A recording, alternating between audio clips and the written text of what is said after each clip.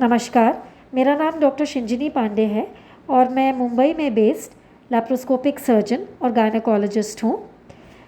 ये जो वीडियोस की हमने श्रृंखलाएं शुरू करी हैं, ये बेसिकली कुछ ऐसे हेल्थ रिलेटेड टॉपिक्स का डिस्कशन है जो स्त्रियों को ग्रस्त करता है और जिससे स्त्रियां परेशान होती हैं। तो आज का हमारा जो डिस्कशन बेसिकली है वो एंडोमेट्रियोसिस के ट्रीटमेंट पर है। इसके पहले 2 वीडियोस जो हमने डाले हैं वो एंडोमेट्रियोसिस क्या है उस पर और उसके सिम्टम्स और इन्वेस्टिगेशंस पर हमने ऑलरेडी चर्चा करी हुई है। आज हम देखेंगे कि इस परेशानी का या इस रोग का ट्रीटमेंट या निवारण कैसे किया जाता है। तो अभी तक हमने देखा कि इसकी डायग्नोसिस कैसे करी जाती है।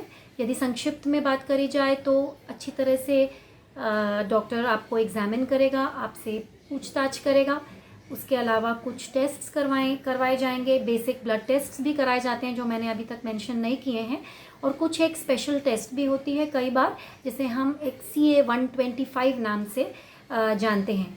नॉर्मली ये टेस्ट ओवरी के कैंसर के लिए ज़्यादा प्रयोग करी जाती है, पर कई बार कुछ डिसीजन लेने में डॉक्टर्स ये भी एडवाइस नॉर्मल एंडोमेट्रियोसिस के लिए भी कर सकते हैं।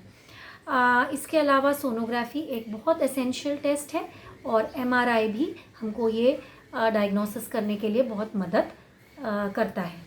इसके अलावा फाइनली जो गोल्ड स्टैंडर्ड या बेस्ट डायग्नोसिस होती है वो दूरबीन के परीक्षण से ही होती है, और लेप्रोस्कोपी को इसके लिए गोल्ड स्टैंडर्ड टेस्ट माना गया है। याद रखें, लेप्रोस्कोपी केवल टेस्टिंग के लिए नहीं करी जाती। लेप्रोस्कोपी से टेस्टिंग तो हो ही जाती है, यानी कि ये पता तो चल ही जाता है कि ये एंडोमेट्रियोसिस है, पर उसी टाइम पर इसका कंप्लीट निवारण या ट्रीटमेंट या सर्जरी से जो ट्रीटमेंट ज़रूरी है वो भी लेप्रोस्कोपी या दूरबीन शल्य चिकित्सा के मार्ग से 100% पॉसिबल है। अब हम देखते हैं कि जब हम एक पूरे ट्रीटमेंट की बात करते हैं तो हमको क्या क्या जो मेन ट्रीटमेंट है पेशेंट्स को क्या क्या ऑफ़र करना चाहिए। तो सबसे पहले मैं एक बात कर दूं कि एक हेल्दी लाइफस्टाइल हर किसी बीमारी से हेल्प करती है, या हर किसी बीमारी के लिए उसका निवारण करने के लिए, उससे जूझने के लिए हेल्पफुल हो सकती है। और एक्सरसाइज इसी तरह से इम्पॉर्टेंट पाया गया है। साइंटिफिकली भी बहुत सारी स्टडीज़ हैं जिन्होंने ये प्रूव करा है कि जो लेडीज़ एक्सरसाइज करती हैं या कोई भी तरह का व्यायाम करती हैं, योगा हुआ या फिर ब्रिस्क वॉकिंग हुई या रनिंग हुई, कार्डियो हुई, पिलाटीज़ हुई, whatever you are comfortable with, but exercise does help to a certain extent. मैं ये नहीं कहूँगी कि एक्सरसाइज से डिजीज़ ठीक हो जाएगी, but exercise is an important part in remaining healthy. Exercise से नीचे का सर्कुलेशन भी बेटर रहता है, पूरे बॉडी का ही सर्कुलेशन बेटर रहता है। एक्सरसाइज हमारी बॉडी में इन्फ्लेमेटरी प्रोसेसेस जो हैं, जो एक एंडोमेट्रियोसिस का मेन कारण है, उसको भी थोड़ा कंट्रोल में रख सकते हैं। और एक्सरसाइज से हमारी पेन परसीविंग जो एक पावर है वो भी कम होती है, या पेन को सहन करने की या परसीव करने की क्षमता भी चेंज होती है। तो ऐसे लोगों में पेन का परसेप्शन भी थोड़ा सा लेसर होता है या बेटर होता है, एक तरह से ऐसा आप कह सकते हैं। तो exercise must be adopted as an important part of every patient's life. और कई बार ऐसा होता है कि एंडोमेट्रियोसिस की लेडीज़ क्रॉनिक पेन से इतनी ग्रस्त होती हैं कि वे एक्सरसाइज एक्चुअली कर नहीं पाती हैं, क्योंकि पेन की वजह से they can't really exercise well. तो फिर दोनों का मैनेजमेंट ज़रूरी है। Once the disease is managed medically and through surgery if needed, उसके बाद लाइफ में ये सारे हेल्दी चेंजेस अडॉप्ट करने ही चाहिए। एक्सरसाइज के बाद बात करते हैं कुछ ऐसी चीज़ों की जो लाइफ में स्ट्रेस कम करती हैं, जैसे मान लीजिए मेडिटेशन हो गया, म्यूज़िक थेरेपी हो गई, या what ever brings some kind of relaxation into a patient's life, that is also important on a holistic sense। तो इसका भी अपना महत्व है, और जब इसको with exercise, with the right food and with the right treatment adopt किया जाए तो patient will get a better result. Coming to diet, so basically see diet का क्या रोल है एंडोमेट्रियोसिस के मैनेजमेंट पे, इसमें तो बहुत साइंटिफिक डिबेट और स्टडीज़ हो चुकी हैं, कुछ बहुत खास प्रूवन नहीं है, बट इतना हमको पता है कि यदि हम एक हेल्दी लाइफस्टाइल अपनाएंगे, fresh fruits, vegetables, whole grains अपनी डाइट में एक बैलेंस्ड मैनर में अच्छी तरह से कंज्यूम करेंगे, और तो अपने को एंटीऑक्सीडेंट्स अगर अपनी डाइट में बढ़ाएंगे तो जो इन्फ्लेमेशन का जो प्रोसेस है, जो कि एक एंडोमेट्रियोसिस का मेन कारण है, वो कम होने की संभावना है। दूसरी चीज़ जो कुछ स्टडीज़ बताती हैं, उनसे ये भी मालूम पड़ता है कि जो रेड मीट होता है तो उसको अवॉइड करना चाहिए, बिकॉज़ रेड मीट अवॉइड करने से कुछ पेशेंट्स को बेनिफिट हुआ है। तो basically this is just to say कि एक हेल्दी डाइट जिसमें काफ़ी सारी मात्रा में रफेज हो, fresh fruits, vegetables, salads, whole grains जिनका छिलका, जिन दालों का या जिन ग्रेन्स का छिलका भी साथ में होता है वो लिया जाए, अच्छी क्वालिटी के नट्स लिए जाएं, तो ये एक तरह से एक संतुलन में जो एक बैलेंस्ड डाइट होती है वो डिज़ीज़ को हेल्प कर सकती है। अब हम ट्रीटमेंट प्रॉपर पर आते हैं। तो सबसे पहले हम देखते हैं कि मेडिकेशन से या मेडिसिन से इस डिज़ीज़ को कैसे कंट्रोल में रखा जा सकता है। तो अब इसमें समझने की मेन बात यह है कि मेडिकेशन तो बहुत टाइप्स के हैं, और क्या किसकी रिक्वायरमेंट है उसके ऊपर एक पेशेंट का ट्रीटमेंट बेस किया जाता है।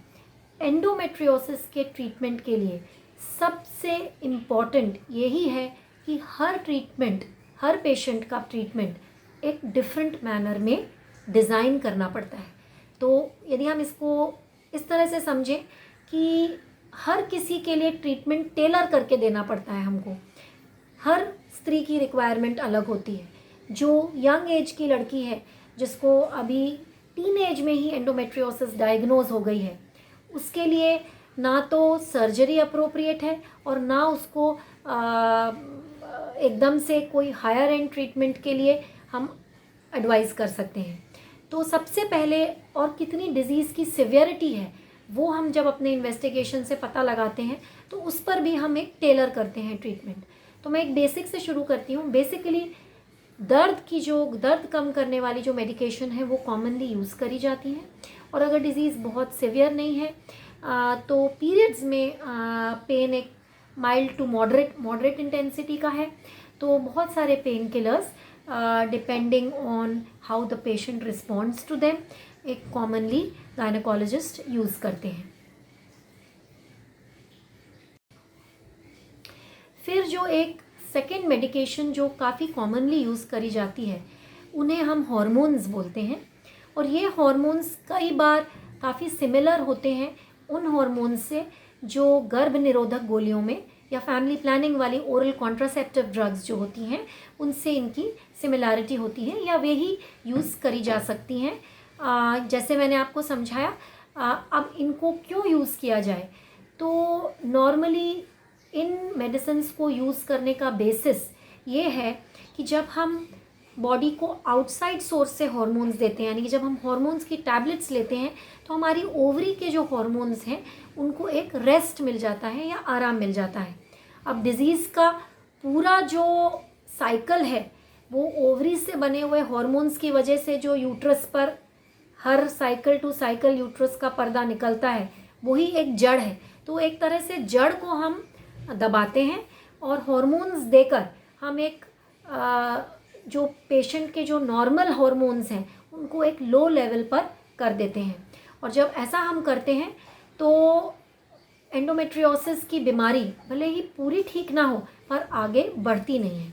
तो कई बार जब यंग लड़कियों में या जो ऐसी लेडीज़ हैं जिनको अभी प्रेगनेंसी की इच्छा नहीं है तुरंत, और हमको डिज़ीज़ को एक कंट्रोल पर रखना है काफ़ी दिन, तो ये जो गर्भ निरोधक गोलियां हैं या जो ओरल कॉन्ट्रासेप्टिव पिल्स कहलाई जाती हैं इनका यूज़ किया जाता है। इसके अलावा और भी कुछ ऐसे हार्मोन्स हैं जो इंजेक्शन फॉर्म में भी अवेलेबल हैं जो कम्प्लीटली पीरियड को बंद कर देते हैं 1 महीने के लिए, 3 महीने के लिए। तो ये भी कभी कभी गायनेकोलॉजिस्ट जजमेंट के हिसाब से, अपने डिसीजन के हिसाब से यूज़ करती है। और इससे क्या फ़ायदा होता है कि यदि पीरियड 1 महीना, 3 महीना या more than that up to 6 months periods ही बंद कर दिया गया हो, तो जो एंडोमेट्रियोसिस का जो मेन कारण है जिसकी वजह से पीरियड्स उल्टे रास्ते ब्लड उल्टा मूव करता है, मैंने आपको समझाया पिछले वीडियो में, और जो मेन हॉर्मोन्स जिनकी वजह से ये सारी पीरियड्स होती हैं वही अगर दब जाएं, एक तरह से मेनोपॉज की स्टेट, जो मेनोपॉज के बाद जो कंडीशन आती है वो हम मेडिसिन देकर या इंजेक्शन देकर वैसा बॉडी के अंदर क्रिएट कर दें, तो अंदर ही अंदर डिजीज़ एक कंट्रोल में आ सकती है। प्रॉब्लम ये है इन हॉर्मोन्स को यूज़ करने का कि इनके कुछ साइड इफ़ेक्ट्स होते हैं जो कि कई बार किसी किसी लेडीज़ को सूट नहीं कर सकते हैं। कई बार हॉर्मोन्स जब हम देते हैं और जिसको बिल्कुल सूट नहीं करते, किसी को थोड़ा वेट गेन, ब्लोटिंग, ब्रेस्ट में पेन, इस तरह की माइल्ड सिम्टम्स तो ज़्यादातर लेडीज़ सहन कर लेती हैं और टॉलरेट भी कर लेती हैं। किसी किसी को थोड़े ज़्यादा सिम्टम्स होते हैं, उनमें हम हॉर्मोन्स नहीं यूज़ कर पाते। और वैसे भी कुछ हॉर्मोन्स जो बिल्कुल पीरियड्स बंद कर देते हैं, उनको 6 महीने से 10-12 महीने से ज़्यादा, 6 to 12 मंथ से ज़्यादा यूज़ करना थोड़ा सा हार्मफुल भी होता है बॉडी को, बोन्स भी वीक हो सकती हैं। तो एक लिमिटेड ही रोल है इन मेडिसिन्स का। और finally and most importantly, medicines permanent cure नहीं कर सकती हैं, क्योंकि अंत में मेडिसिन का एक्शन जाएगा और जब नेचुरल हॉर्मोन्स बॉडी के बढ़ेंगे और पीरियड आएगा तो डिजीज़ के वापस उठने की संभावना हमेशा बनी रहती है। But medicines have a good role.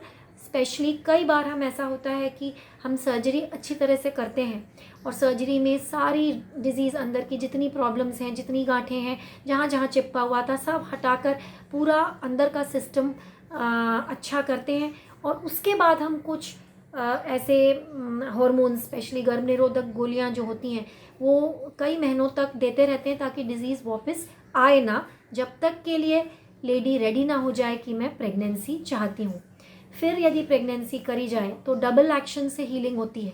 एक तो ऑलरेडी अपन ने सर्जरी से और मेडिसिन से एक डिजीज़ को कंट्रोल में किया हुआ है, और pregnancy is helpful for healing the disease.